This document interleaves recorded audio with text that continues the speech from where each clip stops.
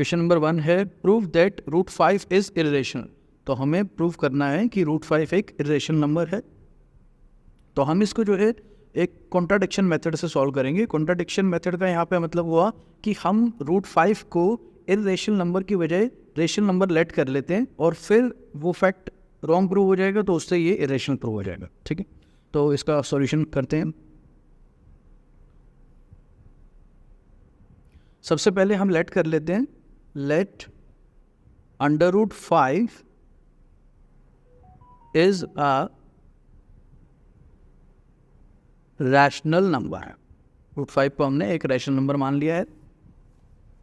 तो देखिए rational number की प्रॉपर्टी क्या होती है कि जो रैशनल नंबर होता है वो p बाई क्यू की फॉर्म में होता है। तो रूट 5 जो है वो p बाई क्यू की फॉर्म में होगा। यहाँ पे आप p और q जरूरी नहीं है, कोई भी वेरिएबल ले सकते हैं, a b c d। और यहाँ ये जो p और q टर्म्स हैं, ये इनके बीच में क्या रिलेशन होती है कि where p and q are coprime. यहाँ पर ये जो p और q है ये को प्राइम नंबर होते हैं। अब देखिए को प्राइम क्या होता है। Coprime number are pair of numbers that do not have any common factor other than 1। तो को प्राइम नंबर्स क्या होंगे, जिनके बीच में कोई भी कॉमन फैक्टर ना हो। नाउ आगे क्वेश्चन कंटिन्यू करते हैं। तो रूट 5 को हमने p बाई क्यू के इक्वल लिख दिया क्योंकि ये रैशनल नंबर है। अब ये जो q है, इस q को अगर जो है हम रूट 5 की तरफ भेजें, रूट 5 q, ये q जो है रूट 5 के अंदर नहीं है, बाहर है, root 5 into q equal to p। अब हम इसमें स्क्वेयरिंग बोथ साइड कराएंगे, स्क्वेयरिंग बोथ साइड, जिसे आप शॉर्ट में एस बी लिख सकते हैं, स्क्वेयरिंग बोथ साइड। तो देखिए अगर हम p को पहले लिख लें, p का स्क्वायर होगा p स्क्वायर, और रूट 5 q का स्क्वायर क्या होगा, रूट 5 का स्क्वायर होगा 5 और q का स्क्वायर होगा q स्क्वायर। तो देखिए कि जो ये p स्क्वायर है यहाँ पर, ये p स्क्वायर ये 5 से डिविजिबल है क्योंकि p square is equal to 5 into some numbers लिखा हुआ है। ठीक है, वो नंबर q स्क्वायर कोई भी हो सकता है। तो p square equal to 5 q square लिखा हुआ है, तो हम यहाँ पे क्या लिख सकते हैं, देयरफॉर 5 डिवाइड p स्क्वायर। तो यहाँ पे p स्क्वायर 5 से डिविजिबल है, या हम लिख रहे हैं कि 5 डिवाइड p स्क्वायर, एक ही बात है। तो अब हमने थ्योरम में अभी पढ़ा था कि if p divide a square then p divide a also. ठीक है, तो यहाँ पर देयरफॉर 5 डिवाइड कर रहा है p स्क्वायर को, तो 5 क्या करेगा, p को भी डिवाइड करेगा। सो 5 ऑल्सो डिवाइड p। ठीक है, ये हम लिख सकते हैं बाय थ्योरम 1.2 के अकॉर्डिंग हमने ये लॉजिक यूज किया है। तो अब देखिए जो p है वो 5 से डिवाइड हो रहा है, तो इसका मतलब है हम स्टेटमेंट में ऐसे लिखना चाहें कि p is equal to 5 into any number, तो लिख सकते हैं क्योंकि जो p है वो 5 से डिवाइड हो रहा है।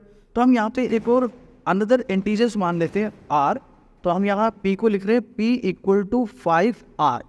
ठीक है, और यहाँ पर ये जो r है, r can be any integer, r जो है कोई भी इंटीजर है। नाउ इसमें हम फिर से स्क्वायरिंग बोथ साइड करा देते हैं। तो शॉर्ट में लिख देते हैं स्क्वायरिंग बोथ साइड। अब ये हो जाएगा p स्क्वायर इक्वल टू 5 का स्क्वायर हो जाएगा 25 और r स्क्वायर। अब देखिए ऊपर जो है ये हमारी इक्वेशन आई थी, p square equal to 5 q square, और अब आ रहा है p square equal to 25 r square. तो हम इसे फर्स्ट इक्वेशन और इसको सेकंड इक्वेशन मान लेते हैं। अब फर्स्ट इक्वेशन सेकंड इक्वेशन में दोनों साइड क्या है, p स्क्वायर है, तो हम यहाँ लिख सकते हैं कि first equation is equal to second equation. और अब जो है p स्क्वायर के इक्वल है, तो हम इसकी जो राइट साइड है 5q स्क्वायर और इसकी 25 r स्क्वायर, इन दोनों को भी इक्वेट कर सकते हैं।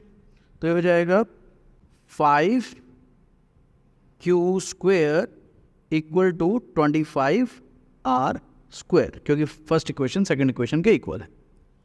अब हम ये जो 5 है इसको दूसरी साइड 25 के डिवाइड में लेके जाएं तो ये हो जाएगा q square equal to 25r square by 5, और 5 से 25 कट करेंगे, यहाँ आ जाएगा 5r स्क्वेयर। तो हमारी स्टेटमेंट आ रही है q square equal to 5r square. पीछे हमारी इक्वेशन आई थी कि p square equal to 5q square, तो हमने क्या लिखा था कि 5 डिवाइड p। अब आ रही है कि q square equal to 5r square, तो हम देयरफॉर सेम लिख सकते हैं कि 5 डिवाइड क्यू स्क्वेयर, क्योंकि क्यू स्क्वेयर जो है वो 5 का मल्टीपल यहाँ पे शो हो रहा है 5 इंटू आर स्क्वेयर। तो सो 5 ऑल्सो डिवाइड क्यू, हम ये भी लिख सकते हैं, ये सेम वही वाई थ्योरम 1.2, वाई थ्योरम 1.2। नाउ अब यहाँ पे देखिए हमने क्या क्या प्रूव कर दिया कि जो है 5 पहली सिचुएशन में प्रूव किया कि p को डिवाइड करता है, और यहाँ पे हमने प्रूव किया कि 5 जो है q को डिवाइड करता है। तो इन दोनों से हमने क्या शो कर दिया कि सो 5 इज प्राइम फैक्टर। यहाँ पे हम प्राइम फैक्टर क्यों बोल रहे हैं, क्योंकि जो 5 है वो प्राइम नंबर है, तो और वो इन दोनों को डिवाइड कर रहा है तो इनका प्राइम फैक्टर हुआ। तो सो 5 is prime factor of both p and q, क्योंकि वो p और q दोनों को प्रूफ वो डिवाइड कर रहे हैं, ये हमने प्रूफ किया है, ठीक है। और ये जो हमने प्रूफ कर दिया ये हमारे ही अजम्पशन को इनकरेक्ट शो कर रहे हैं, क्योंकि हमने क्या लेट किया था कि जो √5 है वो p बाई क्यू है, जहाँ पर p और q हमने को प्राइम नंबर माने थे, ठीक है। तो अब हम यहाँ लिखेंगे this contradict the fact that P and Q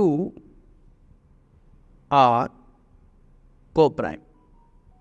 तो यहाँ से ये रॉन्ग प्रूव हो रहा है कि P और Q को-प्राइम है, जो कि हमने अज्यूम किया था। तो अब ये प्रूव हो गया कि हमारी अजम्पशन जो है रॉन्ग है, तो इसके अकॉर्डिंग हम लिख सकते हैं सो our assumption is wrong, हमारी assumption गलत है। और हमने assumption में क्या माना था कि √5 एक रैशनल नंबर है। तो अगर √5 एक रैशनल नंबर नहीं है तो जो नंबर रैशनल नंबर नहीं होते वो क्या होते हैं, इरेशनल होते हैं। तो हम यहाँ लिख सकते हैं therefore √5 is an irrational number, और यही हमें प्रूफ करना था।